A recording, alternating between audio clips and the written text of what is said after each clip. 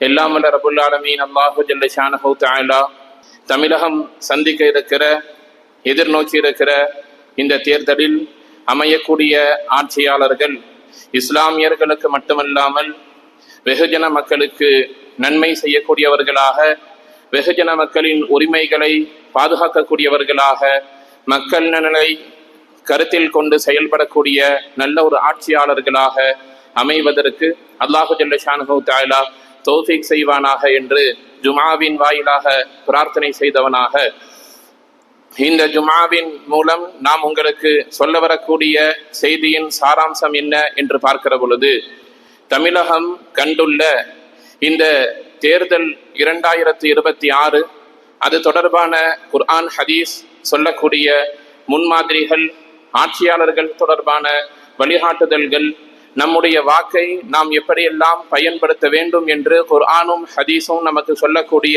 செய்திகள் தொடர்பான ஒரு சில விஷயங்களை உங்களுக்கு நான் நினைவுபடுத்துகிறேன். அல்லாஹு ஜல்ல ஷானஹு தஆலா நல்ல விஷயங்களை பேசுவதற்கும் கேட்டவற்றில் நல்லவற்றை கொண்டு அமல் செய்வதற்கும் நம் அனைவருக்கும் தௌஃபீக் செய்வானார். ஆரம்பமாக அழுத்தமான ஒரு செய்தியை நான் உங்களுக்கு மத்தியில் நினைவுபடுத்திவிட்டு தலைப்பிற்குள்ளால் செல்லுவதற்கு ஆரம்பிக்கிறேன்.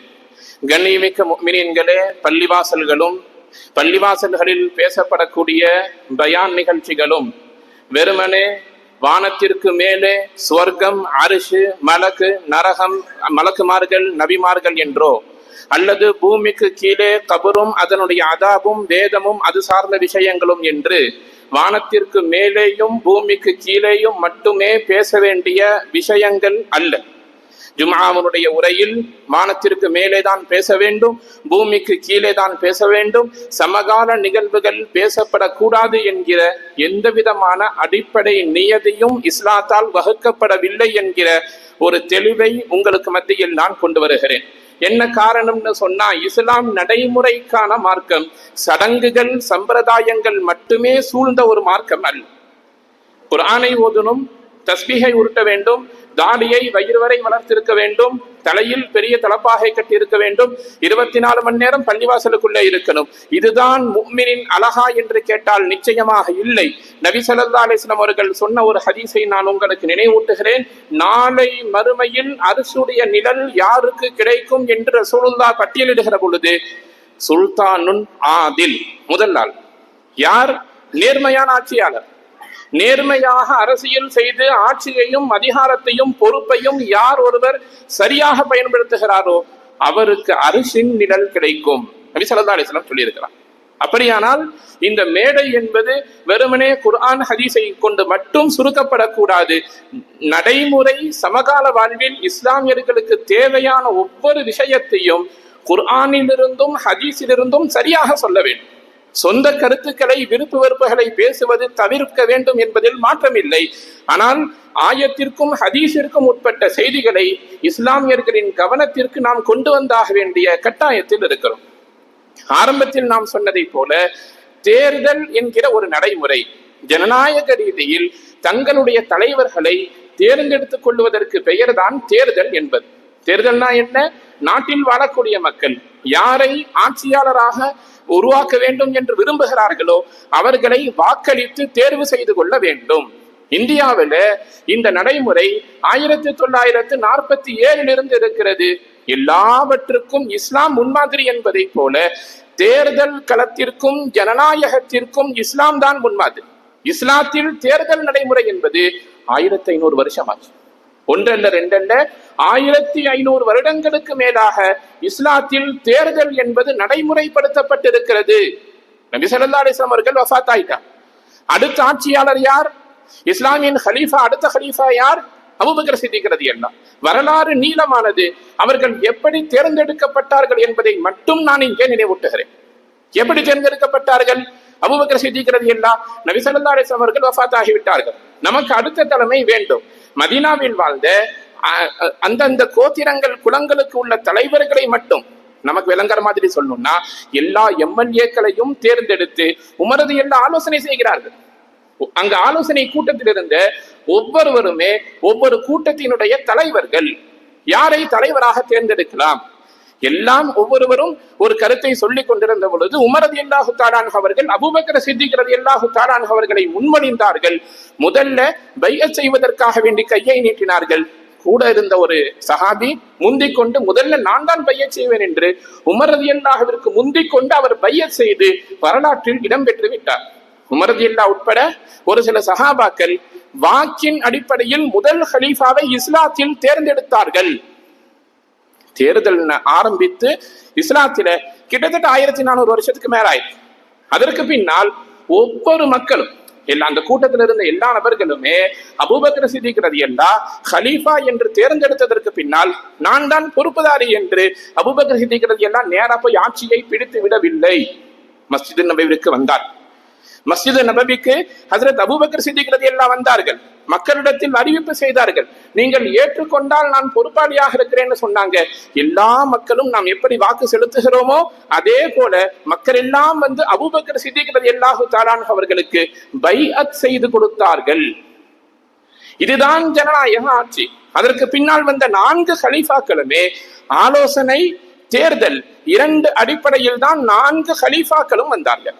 சமகாலத்தில அரபு நாட்டில் மன்னராட்சி என்பது இருந்தாலும் கூட அது இஸ்லாத்திற்கான முன்மாதிரி இல்லை என்பதை விளங்கிக் கொள்ளுங்கள். அரபிகள் செய்கிறார்கள், அரபு நாடுகள் செய்கிறது என்பதற்காக அதுவே இஸ்லாம் அல்ல. குர்ஆனும் ஹதீஸும் நமக்கு எதை போதிக்கிறதோ, எதை முன்மாதிரியாக சொல்லுகிறதோ அதுதான் மார்க்கம். அப்படி பார்க்கிற பொழுது தேர்தல் அதற்கும் இஸ்லாம் தான் முன்மாதிரியாக இருக்கிறது. அடுத்தது நாம் பார்க்கிறோம், தேர்தலில் போட்டியிட்டு பதவியை தேடி வரக்கூடிய மக்கள். அது அரசியல் சார்ந்த தேர்தல்களாக இருக்கலாம், அல்லது பொதுமக்கள் சார்ந்த ஜமாத்து சார்ந்த தேர்தல்களாக இருக்கலாம். ஒரு இடத்தில் பொறுப்புகள் பொது உடைமையாக்கப்படுகிற பொழுது அங்கே நான் இந்த பொறுப்பை எடுத்து செய்வேன் என்று ஒருவர் முன்வருகிறார் என்று சொன்னால் சமகாலத்தில் அவர் ஒழுக்கம் குறைவானவராக பார்க்கப்படுகிறார். இவர் பதவியை போய் தேடி தேடி வாங்குறாருங்க, இதுவெல்லாம் சரியான நடைமுறையா என்று மக்கள் சொல்றோம். குர்ஆன் ஹதீஸின் அடிப்படையில் இங்கே நமக்கு சொல்லப்படக்கூடிய செய்தி என்ன? ஹஜ்ரத் யூசுப் அலைஹிஸ்ஸலாமுடைய வரலாற்றை பற்றி அல்லாஹ் சூரா யூசுஃபில் பேசுகிற பொழுது யூசுப் அலைஹிஸ்ஸலாம் அல்லாஹ்விடத்தில் செய்த ஒரு துஆவை அல்லாஹ் ஜல்ல ஷானஹு தஆலா குர்ஆனில் பதிவு செய்திருக்கிறார். யூசுப் அலைஹிஸ்ஸலாம் என்ன கேட்டாங்க தெரியுமா? இஜ்அல்லி அலா ஹஸாயினில் அர்த், என்னை ஆட்சியாளராக ஆக்கிவை, இன்னி ஹஃபீதுன் அலீம், நான் நேர்மையாக அந்த ஆட்சியை பாதுகாப்பேன் என்று யூசுப் அலைஹிஸ்ஸலாத்து வஸ்ஸலாம் அவர்கள் செய்த துஆவை அல்லாஹ் ஜல்ல ஷானஹு தஆலா குர்ஆன்ல சொல்லி இருக்கிறார். உங்களால் ஒரு பொறுப்பிற்கு, ஒரு அதிகாரத்திற்கு வந்து அதை நீதமாக நேர்மையாக செயல்படுத்த முடியும் என்று இருந்தால், சிறப்பாக செய்ய முடியும் என்றால் தாராளமாக முன்வாருங்கள், அல்லாஹ்விடத்தில் பிரார்த்தனை செய்யுங்கள். யூசுப் அலைஹிஸ்ஸலாமின் வரலாற்றிலிருந்து அல்லாஹ் நமக்கு சொல்லக்கூடிய பாடம். இரண்டாவது, ஆட்சியை நபி ஸல்லல்லாஹு அலைஹி வஸல்லம் அவர்களே துஆவின் மூலம் கேட்டிருக்கிறார். எனக்கு அதிகாரம் வேண்டும், ஆட்சி வேண்டும் என்பதாக நபி ஸல்லல்லாஹு அலைஹி வஸல்லம் அவர்கள் துஆ செய்திருக்கிறார்கள். எப்பொழுது தெரியுமா? ஹிஜ்ரத்தினுடைய சமயத்தில். அல்லாஹ் ஜல்ல ஷானஹு தஆலா மக்காவில இருந்து மதீனாவுக்கு நபி ஸல்லல்லாஹு அலைஹி வஸல்லம் ஹிஜ்ரத் செய்து வருகிறார்கள். அப்பொழுது நபி ஸல்லல்லாஹு அலைஹி வஸல்லம் அவர்களை அல்லாஹ் ஒரு துஆவை கேட்குமாறு பயிற்றுவிக்கிறான். ரசூலுல்லாஹ் என்ன சொன்னாங்க தெரியுமா? ரப்பி அத்கில்னி முத்கல சித்கின் வ அக்ரிஜ்னி முக்ரஜ சித்கின், சிறப்பான ஒரு வாழக்கூடிய இடமான மக்காவிலிருந்து என்னை நீ வெளியாக்கி இருக்கிறாய். சிறப்பான வாழ்வியல் இடமாக இருக்கக்கூடிய மதீனாவிற்குள்ளே என்னை கொண்டு போய் சேர்க்க இருக்கிறாய். வஜஅல்லி மில்லதுன்க சுல்தானன் நசீரா. இந்த ஆயத்தினுடைய ஒட்டுமொத்த கருத்துருவாக்கம் என்னன்னா, எனக்கு அதிகாரத்தை கொடு, எனக்கு ஆட்சியை கொடு, ஆட்சியாளரை கொடு, அப்பொழுதுதான் மதீனாவில் என்னால் சிறப்பாக செயலாற்ற முடியும் என்று நபி ஸல்லல்லாஹு அலைஹி வஸல்லம் அவர்கள் கேட்ட துஆவை அல்லாஹ் குர்ஆனில் பதிவு செய்திருக்கிறான். உங்களுடைய நினைவுக்காக மீண்டும் சொல்லுகிறேன், நபி ஸல்லல்லாஹு அலைஹி வஸல்லம் கேட்ட துஆக்களில் ஒன்று வஜஅல்லி மில்லதுன்க சுல்தானன் நசீரா, உன் புறத்திலிருந்து எனக்கு ஒரு ஆட்சி வேண்டும், அதிகாரம் வேண்டும். ரசூலுல்லாஹ் கேட்டார்கள், அல்லாஹ் கொடுத்தான். கொடுத்ததற்கு பின்னால் என்ன நடந்தது என்பதை உங்களுடைய சிந்தனைக்கு நான் கொண்டு வருகிறேன். நபி ஸல்லல்லாஹு அலைஹி வஸல்லம் மக்காவுல 13 வருஷம் வாழ்ந்தாங்க. எத்தனை வருஷங்க? 13 வருடம் வாழ்ந்தார்கள். மதீனாவுல 10 வருஷம் வாழ்ந்தார்கள். இப்பொழுது நம்முடைய சிந்தனைக்கு என்ன செய்தின்னு சொன்னா, மக்காவுல நபி ஸல்லல்லாஹு அலைஹி வஸல்லம் வாழுகிற காலகட்டத்தில் வாழ்ந்த மக்களுடைய எண்ணிக்கை கிட்டத்தட்ட 10 லட்சம் பேர். மக்கள் எத்தனை பேர் இருந்தாங்க? 10 லட்சம் பேர் வாழ்ந்தார்கள். ரசூலுல்லாஹ் மக்காவுல எத்தனை வருஷம் இஸ்லாத்தை எடுத்து சொன்னார்கள்? 13 வருஷம் சொன்னார். எத்தனை நபர்கள் முஸ்லிமானார்கள் தெரியுமா? 13 வருஷத்துல மக்காவில் இஸ்லாத்தை ஏற்றுக்கொண்ட மக்கள் எத்தனை பேர்? 300 - 400 பேர். 300 - 400 பேர் தோராயமா. 400க்கு மேல இல்லை.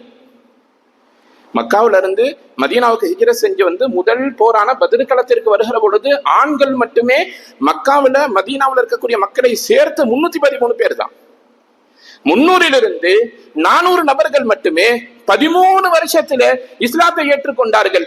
என்ன காரணம்? ஆட்சி இல்லை, அதிகாரம் இல்லை, வேற ஒண்ணும் காரணம் இல்லை. எனவே தான் நபி ஸல்லல்லாஹு அலைஹி வஸல்லம் அவர்கள் அரசியலை கேட்டார்கள், அதிகாரத்தை கேட்டார்கள். அல்லாஹ் கொடுத்தான். என்ன நடந்தது? அடுத்த 10 வருஷம் ரசூலுல்லாஹி ஸல்லல்லாஹு அலைஹி வஸல்லம் ஹஜ்ஜத்துல் விதா, மௌத்துக்கு முதல் வருஷம் ஹஜ்ஜுக்கு வருகிற பொழுது 1,24,000 நபர்கள் இஸ்லாத்தை ஏற்றிருந்தார். 500 எங்கே இருக்கிறது? 1,24,000 நபர்கள் எங்கே இருக்கிறார்கள்? இந்த மாற்றம் எப்படி நிகழ்ந்தது? அதிகாரத்தின் மூலம் நிகழ்ந்தது. ஆட்சி கிடைத்தது, அதிகாரம் கிடைத்தது.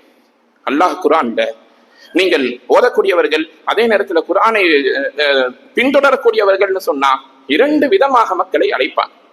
யா அய்யுஹல்லதீன ஆமனூ, ஈமான் கொண்ட விசுவாசிகளே என்று ஒரு சில இடத்தில் அல்லாஹ் அழைப்பான். அந்த நோன்பை பற்றி வரக்கூடிய ஆயத்தெல்லாம் தெரியுமா இல்லையா? யா அய்யுஹல்லதீன ஆமனூ, ஈமான் கொண்ட விசுவாசிகளே, குதிப அலைக்குமுஸ் ஸியாம், நோன்பு உங்களுக்கு கடமை. ஒரு சில இடத்தில் அல்லாஹ் எப்படி அழைப்பான்னு சொன்னா யா அய்யுஹன் நாஸ், மக்களே என்று சொல்லுவான். குர்ஆன்ல எங்கெல்லாம் மக்களே என்று அல்லாஹ் அழைக்கிறான் தெரியுமா? மதீனாவில் இறக்கப்பட்ட வசனங்கள். மதீனாவில் இருக்கிற பொழுது முஃமின்கள் மக்களோடு மக்கள், அவர்களுக்கு முஃமின் என்கிற அந்தஸ்து எப்பொழுது கிடைத்ததுன்னு சொன்னா மதீனாவிற்கு வந்ததற்கு பிறகுதான் கிடைத்தது. குர்ஆன்ல அல்லாஹ் எங்கெல்லாம் முஃமின்களே என்று அழைக்கிறானோ அந்த இடங்கள் அனைத்தும் மதீனாவில் இறக்கப்பட்ட வசனங்கள். ஆட்சி வந்ததற்கு பின்னால், அதிகாரம் வந்ததற்கு பின்னால் முஃமின் என்கிற அந்தஸ்து கிடைத்தது. முதல் பள்ளிவாசல் இஸ்லாத்தில் எப்பொழுது கட்டப்பட்டது? ஆட்சியும் அதிகாரமும் வந்ததற்கு பின்னால் கட்டப்பட்டது. முதல் ஜும்ஆ எப்பொழுது தொலை வைக்கப்பட்டது? ஆட்சியும் அதிகாரமும் வந்ததற்கு பின்னால் தான் பகல் நேரத்தில் வெளிப்படையாக கிராத்தை ஓதுவதற்கு அனுமதி கொடுக்கப்பட்டது. மக்காவில் இருக்க வரைக்கும் பகல் நேரத்தில் அல்ஹம்துலில்லாஹ் ரப்பில் ஆலமீன் ஆரம்பிச்ச தொழுகையில கிராத் இல்லை. எப்பொழுது ஜுமாவில் கிராத் வந்தது? ஆட்சி அதிகாரம் வந்ததற்கு பின்னால் வந்தது. லட்சோப லட்சம் மக்கள் எப்பொழுது இஸ்லாத்திற்கு வந்தார்கள்? ஆட்சியும் அதிகாரமும் வந்ததற்கு பின்னால் தான் வந்தார். எனவே அரசியலாகட்டும் அதிகாரமாகட்டும் இஸ்லாத்திற்கு எதிரானதோ இஸ்லாத்திற்கு முரண்பட்டதோ அல்ல. அரசியல் செய்பவர்கள் வேண்டுமானால் அதில் தவறிழைக்கக்கூடியவர்களாக இருக்கலாம். அதற்காக ஒட்டுமொத்த அரசியலையும் நாம் இங்கே புறந்தள்ளி விட முடியாது. நபியை விட தலைச்சிறந்த அரசியல்வாதி துன்யாவில் யாரும் இல்லை. 13 வருஷம் நபி ஸல்லல்லாஹு அலைஹி வஸல்லம் மக்காவில நபியாக இருந்தார்கள் சொன்னா மதீனாவில் ஆட்சி தலைவராக இருந்தார்கள். அடுத்தது நாம் பார்க்கிறோம் அரசியல் குறித்து இஸ்லாம் பேசக்கூடிய அற்புதமான ஒரு வசனம். அல்லாஹ் சொல்லுகிறான், உங்களுடைய வலிமையை நீங்கள் ஒன்று சேர்த்து வையுங்கள். வாசகத்தை மிக துல்லியமாக நாம் இங்கே பார்க்க வேண்டும். நீங்கள் உங்களுடைய வலிமையை ஒன்று சேர்த்து வையுங்கள், பிரித்து வைக்காதீர்கள். நல்லா சொல்றோம். ஒன்று சேர்த்து வைங்கன்னா என்ன அர்த்தம்? பிரிக்காதீர்கள் அர்த்தம். உங்களுடைய வலிமை என்ன? உங்களுடைய வாக்குகள் தான் உங்களுடைய வலிமை, கல்விதான் உங்களது வலிமை, பொருளாதாரம் தான் உங்களுடைய வலிமை, அதிகாரம் தான் உங்களது வலிமை, மக்களிடத்தில் சமய நல்லிணக்கத்தோடு நடந்து கொள்வதுதான் உங்களுக்கான வலிமை. உடல் பலமாக இருக்கிறது வலிமையான்னு கேட்டா இல்லை. வயசு போனா போயிடும். ஒரு நரம்பை அல்லாஹ் இழுத்து விட்டான்னு சொன்னா வலிமை போயிடும். அல்லாஹ் இந்த ஆயத்தில் பேசக்கூடிய முடிந்தவரை, உங்களால் முடிந்தவரை உங்களது அதிகாரத்தை நீங்கள் ஒன்று சேர்த்து வையுங்கள் என்று அல்லாஹ் சொல்றார். அதிகாரம் என்பதற்கு இமாம்கள் சொல்லக்கூடிய விளக்கம் கல்வி, பொருளாதாரம், அரசியல், சமூக நல்லிணக்கம். இந்த 4ம் வேண்டும் இந்த சமுதாயத்துக்கு. இதில் நாம் கல்வியை பற்றி எப்பொழுது வேண்டுமானாலும் பேசலாம், பொருளாதாரத்தை பற்றி எப்பொழுது வேண்டுமானாலும் பேசலாம். அரசியலை பற்றி பேசுவதற்கான மிகச்சரியான தருணம் தான் நாம் இப்பொழுது இருக்கக்கூடிய அந்த தருணம். சரியான ஆட்சியாளர்களை நாம் ஒன்றிணைந்து தேர்வு செய்ய வேண்டும். அதைத்தான் அல்லாஹ் நீங்கள் ஒன்று சேர்ந்து உங்களுடைய சக்தியை நீங்கள் ஒன்று திரட்டுங்கள் என்று அல்லாஹ் சொல்றான். ரசூலுல்லாஹ் வேறொரு ஹதீஸ்ல சொல்லுவாங்க, நீங்கள் ஒற்றுமையை பற்றி பிடித்துக் கொள்ளுங்கள், தயவு செய்து நீங்கள் பிரிந்து விடாதீர்கள் சொல்லுங்க. அதிகாரத்திலே, ஆட்சியில், அரசியலில் நம்முடைய ஒற்றுமை எப்படி இருக்கிறது என்பதை சற்றே யோசித்து பார்க்க வேண்டும். எண்ணிலடங்காத இஸ்லாமிய இயக்கங்களும் இஸ்லாமிய கட்சிகளும் நமக்கு மத்தியில் நிறைந்து இருக்கிறது. ஒரு 10 பேர் சேர்ந்தா உடனே ஒரு கட்சியை ஆரம்பித்து விடலாம் என்கிற ரீதியிலே இஸ்லாமியர்களுடைய அரசியல் பார்வை மாறிக்கொண்டிருக்கிறது. அவற்றை மார்க்கம் தடுக்கிறது. ஒன்று சேர்ந்து பயணம் செய்யுங்கள் என்று அல்லாஹ் சொல்றார். கல்வியில் இந்த சமுதாயத்தினுடைய நிலைமை எப்படி இருக்கிறது? உங்களுடைய கவனத்திற்காக ஒரே ஒரு செய்தியை நான் இங்கே சொல்லுகிறேன். 1997 கோவையில் ஒரு பெரும் கலவரம் வந்தது. கோவையின் ஒரு பகுதியிலே 19 இஸ்லாமியர்கள் ஒரே நேரத்தில் கொல்லப்பட்டார்கள். அந்த நேரத்தில் அரசாங்கம் அந்த 19 நபர்களுடைய குடும்பத்திற்கும் அரசு வேலை தருகிறேன் என்று அறிவிப்பு செய்தது. மாவட்ட ஆட்சித்தலைவர் வந்து கேட்ட பொழுது, அரசாங்கத்தில் வேலைக்கு சேர்வதற்கான அடிப்படை தகுதியாக இருக்கக்கூடிய 10ஆம் வகுப்பு கூட படிக்காமல் அந்த குடும்பத்தில் நிறைய நபர்கள் இருந்தார். கவர்மெண்ட் வேலை தரேன்னு சொல்லி வந்த பொழுதும் கூட கல்வியில் பின்தங்கியதன் காரணமாக அரசாங்கத்தின் வேலையை அடைய முடியாமல் போன அளவிற்கு இந்த சமுதாயம் கல்வியில் பின்தங்கி இருக்கிறது, அதிகாரத்தில் பின்தங்கி இருக்கிறது. 1980 வாக்குகள்ல நாடாளுமன்றத்தில் பயணித்த இஸ்லாமிய அந்த உறுப்பினர்களுடைய எண்ணிக்கை கிட்டத்தட்ட 49%. அடிப்படையில் 9%. 80க்கு பின்னால் இப்ப வரைக்கும் அந்த எண்ணிக்கையை அடைய முடியவில்லை. அதிகாரத்தில் பின்னடைவு, கல்வியில் பின்னடைவு, பொருளாதாரத்தில் பின்னடைவு. ஏதோ தன்னுடைய குடும்பம் பிழைத்தால் போதும் என்கிற அடிப்படையில படிக்காமல் கிடைத்த வேலைகளை செய்து கொண்டிருக்கக்கூடிய, உயர்கல்வியை பாதியில் விட்டுவிடக்கூடிய, கல்லூரிகளுக்கே செல்லாத நிலைமையில இஸ்லாமியர்கள் நிறைய இருக்கிறார்கள். அரசியலில் மட்டுமல்ல, படிப்பின் அடிப்படையில் அதிகாரத்திலேயும் இந்த சமுதாயம் முன்னேறி செல்லுவதற்கு என்னென்னவெல்லாம் தேவை என்பதை சமயோஜிதமாக யோசித்து ஒற்றுமையோடு நாம் செயல்பட வேண்டும். அரசியலும் ஆட்சியும் அதிகாரமும் இந்த சமுதாயத்திற்கு புதிதான விஷயம் அல்ல. ஏதோ அரசியல் பேசுகிறோம் என்று நாம் நினைக்க கூடாது. இஸ்லாத்தையும் அரசியலையும் உங்களால் வேறு வேறாக எப்பொழுதும் பிரிக்க முடியாது. ரசூலுல்லாஹ்வுடைய வஃபாத்துக்கு பின்னாடி ஒரு கட்டத்திலே இந்த உலகத்தில் 80% நிலப்பரப்பை ஆட்சி செய்தவர்கள் இஸ்லாமியர்கள். ஸ்பெயின்ல 800 வருஷம், இந்தியாவில் 900 வருஷம், இன்னும் காலம் காலமாக ஆயிரக்கணக்கான ஆண்டுகள் இந்த மண்ணை ஆண்டு கொண்டிருக்கிறது இஸ்லாமும் இஸ்லாமியர்களும். நீதமான ஆட்சி, நேர்மையான ஆட்சி. உங்களில் நீதமான ஒரு மனிதரை, ஆட்சியாளரை சொல்லுங்கள் என்று காந்தியை கேட்ட பொழுது கூட அவர் கை காட்டிய நபரும் உமர் ரலியல்லாஹு தஆலா அன்ஹு அவர்கள் தான். காந்தி கை காட்டிய நீதமான ஆட்சியாளர் உமர் ரலியல்லாஹு தஆலா அன்ஹு சொன்னா, இந்த சமுதாயத்திற்கு, இஸ்லாத்திற்கு ஆட்சியும் அதிகாரமும் அரசியலும் ஒரு புதிதான விஷயம் இல்லை. ஆனால் தற்பொழுது நிலைமைகள் மாறிக்கொண்டிருக்கிறது. நம்முடைய பிரதிநிதித்துவத்தை நாம் இழந்து கொண்டிருக்கிறோம். இந்தியாவில் எத்தனை சதவிகிதம் இஸ்லாமியர்கள் இருக்கிறார்களோ அதற்கு நிகரான நாடாளுமன்ற உறுப்பினர்களோ சட்டமன்ற உறுப்பினர்களோ இல்லாத நிலையில் தான் இருக்கிறார்கள். அதனுடைய விளைவு என்ன என்பதை நாம் பார்க்க வேண்டும். இஸ்லாமியர்களை நாம் அதிகாரத்தில் இழந்ததன் காரணமாக நாம் கண்ட அந்த பின்னடைவு என்ன?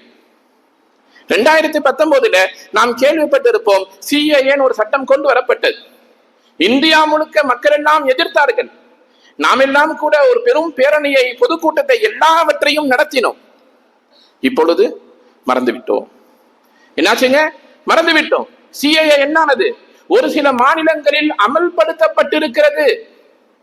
முஸ்லிம்களாக இருந்தால் நீங்கள் குடியுரிமை பெற முடியாது என்று இந்தியாவின் ஒரு சில மாநிலங்கள் அந்த சட்டத்தை நடைமுறைப்படுத்தி இருக்கிறது.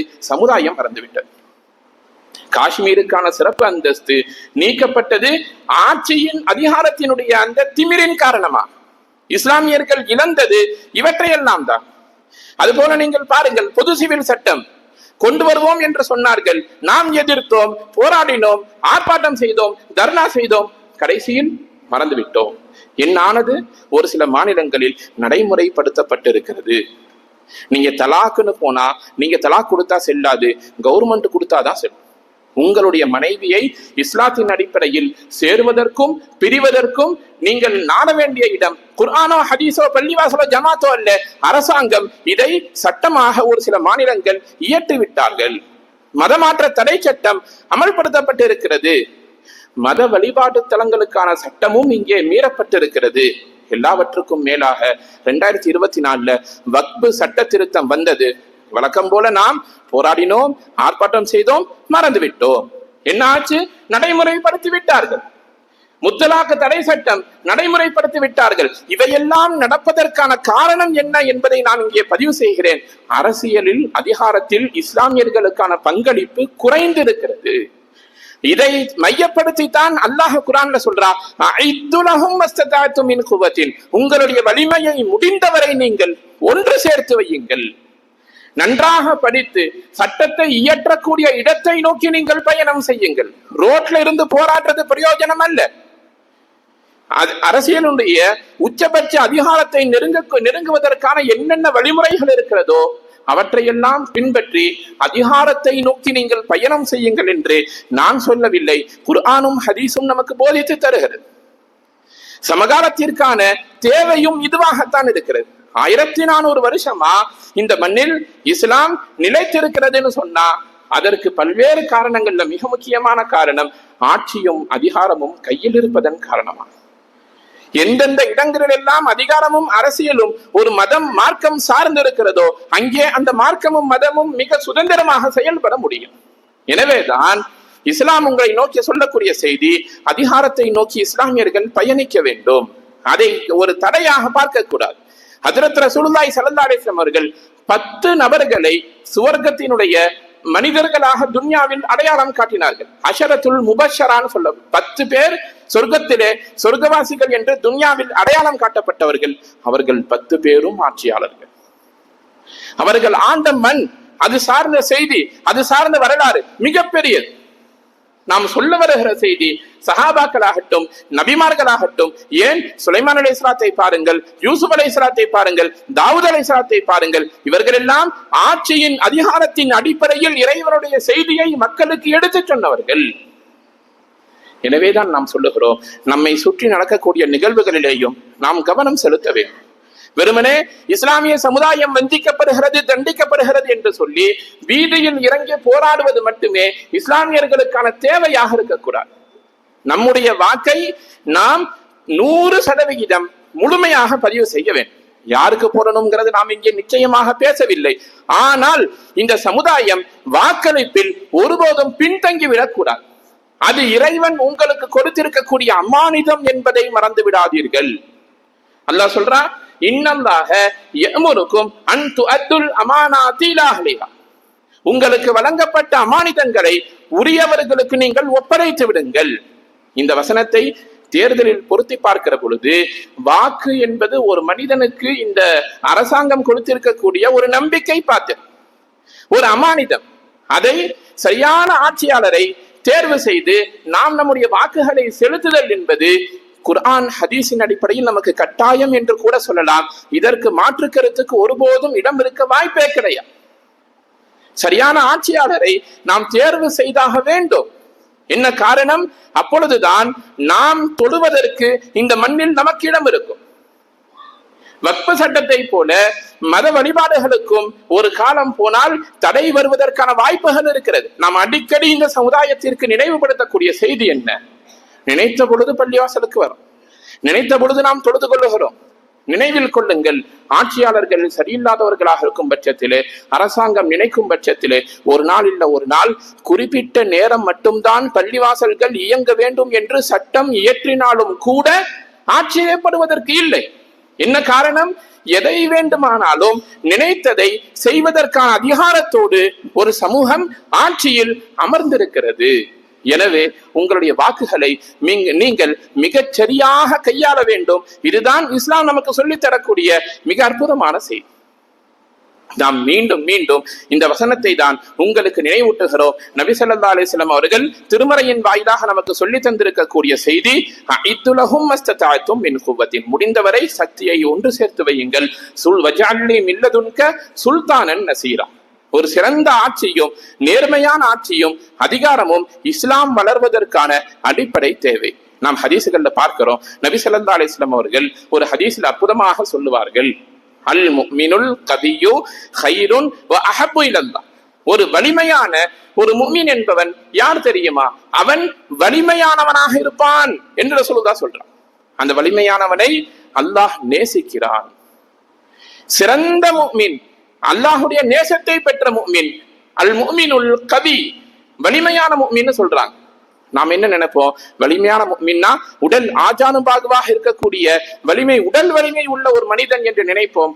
அல்ல, மாறாக ஆட்சியும் அதிகாரமும் சிறந்த கல்வியும் சிறந்த பொருளாதாரமும் மார்க்கம் சார்ந்த சிந்தனையும் யாரிடத்தில் இருக்கிறதோ அவர்கள்தான் இந்த ஹதீஸின் அடிப்படையிலே வலிமையானவர்கள்.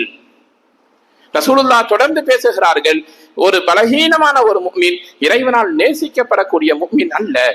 எனவே ரசூலுல்லாஹ் சொல்றாங்க, இஹ்ரிஸ் அலா மா யன்ஃபஉக, உனக்கு ஒரு இடத்தில் பயன் கிடைக்கிறது என்று சொன்னால், அரசியலின் மூலம் கல்வியின் மூலம் உனக்கு பயன் கிடைக்கிறது என்று சொன்னால் அதன் மீது நீ பேராசை கொள். இஹ்ரிஸ் அலா மா யன்ஃபஉக, நீங்கள் உங்களுக்கு பயன் தரக்கூடிய விஷயத்திலே ஒரு வேலையை செய்வதன் மூலம் உங்களுக்கு நல்ல பயன் கிடைக்கிறது, மார்க்கத்தின் அடிப்படையில் அங்கே எந்த தடையும் இல்லை என்று சொன்னால் அதை நீங்கள் சரியாக செய்யுங்கள் என்று மார்க்கம் சொல்லுகிறது. நாம் நீதமாக நேர்மையாக நடந்து கொள்ளுங்கள் என்றுதான் சொல்லுகிறோமே தவிர எல்லா மக்களையும் இதன்பால் தூண்டுகிறோம் என்றோ அல்லது இதற்கு சார்பாக பேசுகிறோம் என்பதோ செய்தி கிடையாது. ஏற்கனவே சொன்ன ஹதீஸை மீண்டும் நினைவூட்டுகிறோம். ஒரு பொறுப்பை சரியாக நிறைவேற்ற முடியும் என்று நீங்கள் நினைத்தால் அதை செயல்படுத்துவதற்கு அதிகாரத்தை நோக்கி நகருதல் என்பது உங்களுக்கு அல்லாஹ்வின் அரிசின் நிழலை பெற்றுத்தரும். ஆதில், நேர்மையான ஒரு அரசர் நாளை மறுமையிலே அல்லாஹ்வினுடைய அரிசின் நிழலை பெறுவார். நாம் நினைக்கிறோம் இபாதத் என்பது வெறுமனே தொழுகையில் ஈடுபடுவதோ அல்லது வணக்க வழிபாடுகளில் ஈடுபட்டு இருப்பதோ அவர்தான் முஃமின் நினைக்கிறோம். நன்றாக நினைவில் கொள்ளுங்கள், நீங்கள் செய்யக்கூடிய வியாபாரத்தில் நேர்மையாக இருக்கிறீர்கள், சுத்தமா வியாபாரம் செய்றீங்க, எந்த வியாபாரத்தை வேண்டுமானாலும் செய்து கொள்ளுங்கள், ஹலாலான வியாபாரம், நேர்மையாக நடக்கிறீர்கள் என்று சொன்னால் நீங்களும் அல்லாஹ்விடத்திலே ஷஹீதிற்கு ஒப்பானவர். ரசூலுல்லாஹி ஸல்லல்லாஹு அலைஹி வஸல்லம் சொல்லி இருக்கிறார்கள், நாளை மறுமையிலே அத்தாஜிரு சதூகுல் அமீன், உண்மையான நேர்மையான வியாபாரி, மன் நபியின சித்திகீன வஷுஹதாய் வஸாலிஹின், நபிமார்களோடு சித்திகீன்களோடு ஷுஹதாக்களோடு நாளை மறுமையிலே எழுப்பப்படுவார். இஸ்லாம் பன்முகத்தன்மை கொண்ட மார்க்கமாக இந்த மண்ணில் இருக்கிறது என்பதை நான் நினைவில் கொள்ள வேண்டும். சடங்குகளை தாண்டி சம்பிரதாயங்களை தாண்டி யதார்த்த வாழ்க்கையில் சிறப்பாக நடப்பதற்கு இஸ்லாம் காட்டக்கூடிய வழிமுறைகளில் இந்த துன்யாவில் வேறு யாராலும் இதற்கு நிகராக எதையும் செய்துவிட முடியாது. தொடர்ந்து அரசியலில் அதிகாரத்தில் நாம் பின்னடைவை சந்திக்கிற பொழுது மேலே சொன்ன அந்த மதமாற்ற தடை சட்டமாகட்டும் அல்லது தொப்பி வைத்தால் தாடி வைத்தால் தாக்கப்படுவதாகட்டும், இது மாதிரியான பின்னடைவுகள் நம்மை துரத்தி கொண்டே இருக்கும். நீங்கள் தமிழ்நாட்டில் நிம்மதியாக வாழ்ந்து கொண்டிருக்கிறீர்கள், இந்த மாநிலத்தை விட்டு நீங்கள் வெளியே சென்றால் அடிக்கடி நாம் சொல்லுவதுண்டு, உங்களுடைய தாடியும் உங்களுடைய தொப்பியும் உங்களுடைய உயிருக்கு எதிரியாகிவிடும். இன்னைக்கு காலையில கூட ஒரு செய்தியில் நாம் பார்க்கிறோம், பீகார்ல நடுத்தெருவில் வைத்து ஒரு முஃமின் தலையை தனியாக துண்டித்து எடுக்கப்படுகிறது.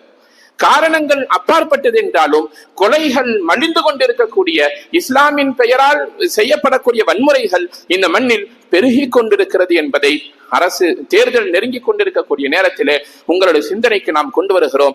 இந்தியாவில் நீங்கள் தீவிரவாதி என்று பெயர் எடுப்பதற்கு நீங்கள் பெரிய தவறு ஒன்றும் செய்ய வேண்டியதில்லை. உங்களுடைய பெயர் முஸ்லிமாக இருந்தால் போதுமானது. அந்த நிலைமையில் தான் அதிகாரமும் ஆட்சியும் சென்று கொண்டிருக்கிறது. அல்லாஹ் குர்ஆனில் சொன்னதை போல உங்களுடைய அமானிதமாக இருக்கக்கூடிய வாக்குகளை சரியாக பயன்படுத்துங்கள். அதுதான் அடுத்த 5 ஆண்டுகளுக்கு இந்த நாடும் இந்த தேசமும் இந்த மாநிலமும் எந்த வழியில் பயணிக்க வேண்டும் என்பதை முடிவு செய்ய போகிறது. எதிர்காலத்தை கருத்தில் கொண்டு சரியான ஆட்சியாளர்களை தேர்வு செய்வது இஸ்லாத்தின் அடிப்படையில் ஒரு கடமை என்பதை சிந்தனையில் கொண்டு 100% இஸ்லாமியர்கள் தங்களுடைய வாக்கை பதிவு செய்ய வேண்டும். தேர்தலின் மூலம் வரக்கூடிய ஆட்சியாளர்கள் இஸ்லாமியர்களுக்கு நன்மை செய்யக்கூடியவர்களாக, ஒட்டுமொத்த தேசத்தில் வாழக்கூடிய மக்களுக்கும் நன்மை செய்யக்கூடியவர்களாக, நாட்டை வளர்ச்சியின் பாதையில் கொண்டு செல்லக்கூடிய நல்ல ஆட்சியாளர்களாக வர வேண்டும் என்று அல்லாஹ்விடத்தில் புனிதமான இந்த நாளில் துஆ செய்கிறேன். அல்லாஹ் ஜல்ல ஷானஹு தஆலா கபூல் செய்வானாக. வ ஆகிரு தஅவானா அனில் ஹம்துலில்லாஹி ரப்பில் ஆலமீன்.